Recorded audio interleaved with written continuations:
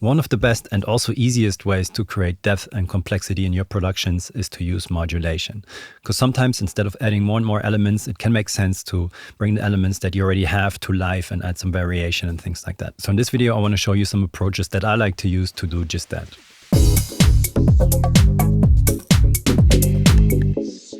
So we're going to jump into the little house beat that you just heard in the preview, which consists of these drums. With a kick, of course. We have a bass line. Already some modulation on here. Some more shaker loops and stuff like that. Chord sound. Some more layers. Then also this chord. Coming from a sample. So I really like to use samples, especially chord sounds and steps and stuff like that. But the downside of using samples can of course be that they are a bit static, right? So you just play the same sample over and over again. It can sound a bit awkward and unnatural and even boring over time. So to spice things up and bring things a bit to life, it's obviously nice to add some modulation and switch things up. So let's say we have this chord sound right here. It's just like a classic chord sound I like chopped out of a loop. Something I like to do is just grab an EQ and create a very thin like resonant frequency. And for that, I usually switch up the settings for the octave. So the band gets a bit like, it doesn't get so slopey and peaky. It's kind of more like a little plateau. So we can do it like that. So now, since we already have some delay on here coming from the Ableton delay and then some reverb from the Valhalla, if we move this thing around, while it's playing, you see we're creating some cool and crazy stuff in there quite easily. And you could, of course, just grab the drums and then say, okay, I'm going to do this manually.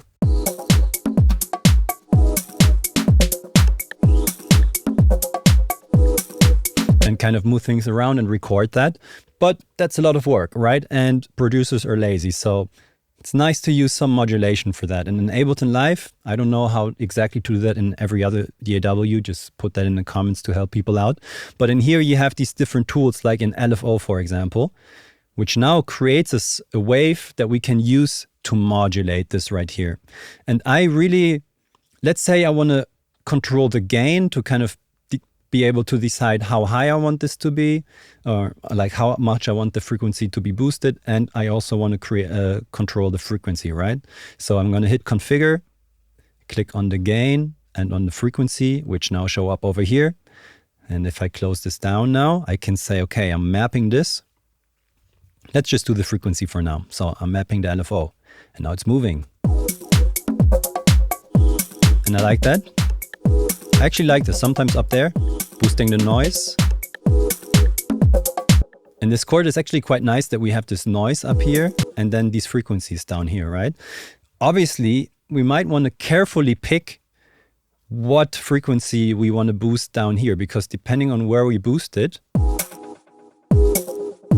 it sounds different, right? So we could either boost the frequency of the chord or something that's not in the chord, and that might sound a bit bad. So we kind of want to get this LFO under control, right? And we have these controls in here. For example, the depth. This is going to decide, okay, how low and how high is this wave actually going to be applied, right? So if I just do a little bit of depth, we say it's kind of moving in a small range, depending on where we set the frequency right here. So we could say, hey, just move in the noise. Okay. Let's put a bit more. And let's pick it in a way that it ends at a frequency that sounds cool. This one, I like it. So it ends there. Okay. The offset is kind of, okay, we were moving in the range, but we can say, actually go down here more and just move down there. We could bring the offset up here. So we're kind of just moving up there in the high frequencies, right? And then we obviously can decide with the rate, how fast do we want this to be? I actually want this to be in rhythm. So I'm picking the note right here, which is saying, okay, over 2 bars, this is going to move. Okay. So you see it actually always switches directions exactly when the chord is playing, right? But we can also just do it with a Hertz number. Go fast, go slow, and we can change this, the shape, of course. This is not necessarily a video meant to explain how an LFO works, but I think we should get this down before we continue. So yeah, I actually like that. I'm going to delete this real quick because I did set that up before with some settings which I liked. So we have this right here. Nice. Cool. So now if that is too static, you could even go crazier, right? And just get another LFO. Let's get that from the menu right here and say, hey, okay, that's not enough for me. I actually also want to modulate the modulation. Let's do this really slow and just a little bit of depth and say, okay, I want to modulate this and I'm going to modulate the depth.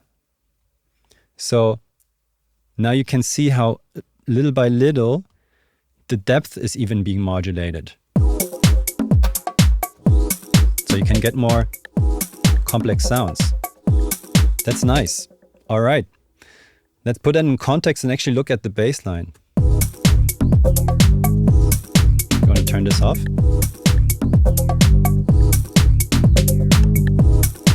Okay, now it's better. When we started and I had the second LFO, it kind of landed on a note which didn't work with the bass line. So you can fine tune the LFO depending on what notes your bass line is playing, which is a bass sound from one of my sample packs, by the way, link in the description.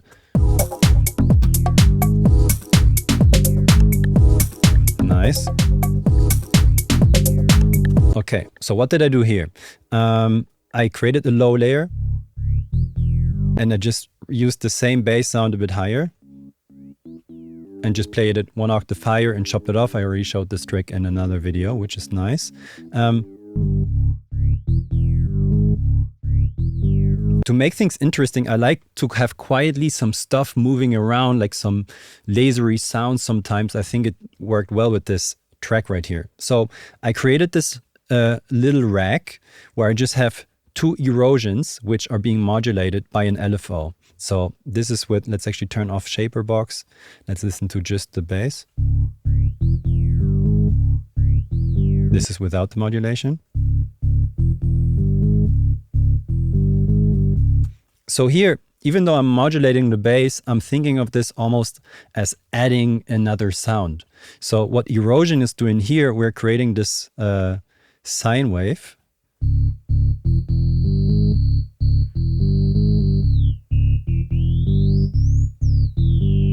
And then this one is creating some noise. Cool. So what I wanted to do here, I wanted to modulate and control them, but I kind of thought, okay, maybe it could be cool to bring down this little brizzy sine sound while I'm bringing up the noise sound, right?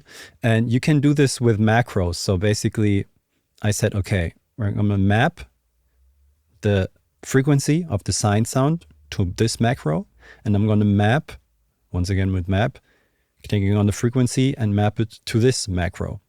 And what actually happens if you do that, you get this little menu up here where you can now decide, okay, in which area do you want to be able to use the macro. So basically, as you see this here, mapping this, it's controlling it. And what I did is I inverted, you have this little invert range option here, right? So you can either say, okay, the macro is going to move both of them up, but I inverted the range of the noise. So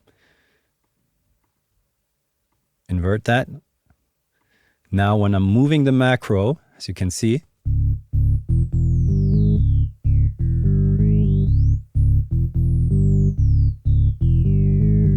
that's cool. And then once again, I just map the LFO to the macro so I don't have to control it myself. And let's say just this on the bass, if I might want to use this in another track, I just created this little rack to filter out the bass and then boost the loudness. That already sounds kind of cool.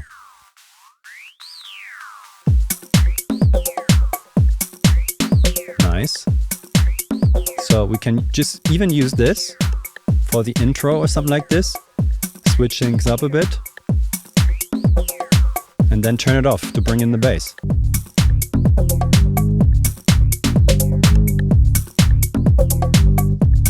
Okay.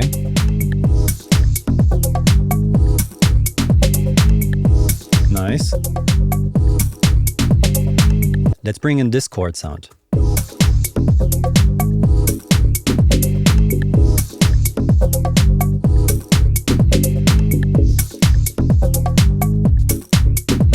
So this right here, I set up, or basically let me show you the sound real quick without the filter on it. It's kind of a dirty chord sound, and it has like this noise up here, right?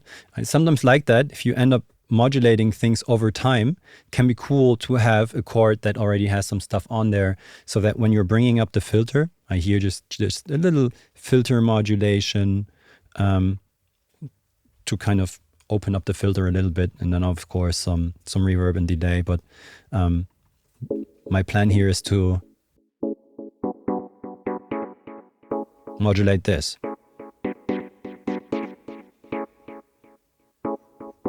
So let's once again get an LFO and say, okay, this time I want to kind of bring the cutoff of the filter up and then down again. So for that, you would, for example, get saw wave, saw up, right? We're going to make this kind of slow,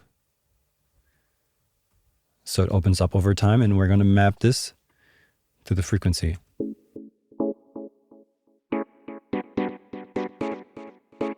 Okay, it's up, then it goes down quite a bit. So we have to add some offset so it doesn't drop too low, maybe reduce the depth a bit. Okay, let's listen to that with the drums.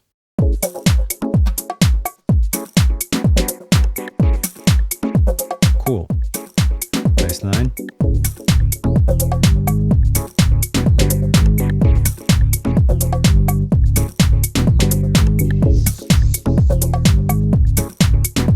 Maybe even less, even slower.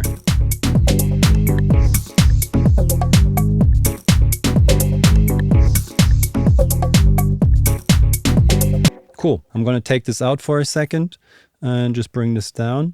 I also had something on the drums here. Let's look into the tops, which I had. And I did something with a rim shot. I obviously already had quite a few percussions going on. Let me turn off the rim shot and just the drums.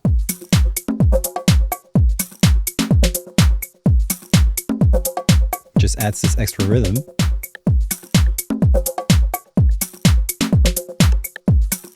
So let's just do kick and rim shot. So here, another way to add modulation without having all this LFO fuss and setting that up yourself, you can obviously use effects which kind of already incorporate modulations. Good example would be a flanger or phaser, or some delays which kind of modulate things over time. They are also using timing-based modulation. So a rim shot like this, I kind of wanted to have it as a secondary or maybe even third element, which is kind of just in there. Kind of nice to have this going on. It makes it just sounds a bit more complex, right? So nice.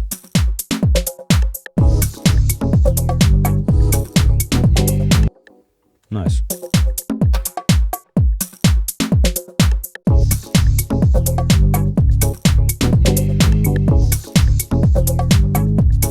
I liked it a bit low.